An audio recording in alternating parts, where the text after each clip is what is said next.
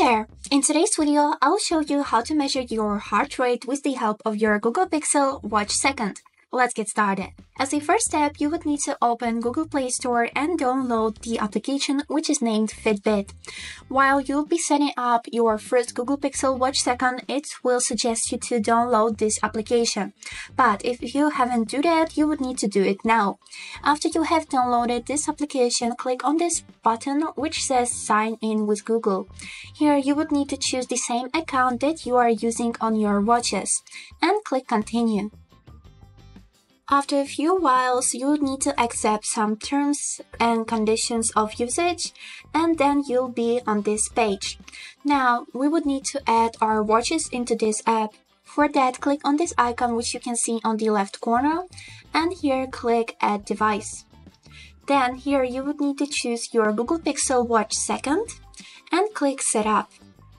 Here we would need to scroll down, click I agree, and wait until the app will connect to our watches. And after this, you'll get this message which says that your watch is connected to the Fitbit app. Click Done, and as a next step, we would need to wear our watches to our wrist. Also here, don't forget to click Continue after you will be on this page. So, now to measure our heart rate, we would need to wake up our watch and then swipe 2 times left until you'll find this page in which you can find some heart rate statistics and also your heart rate. You will ask, why are the numbers jumping?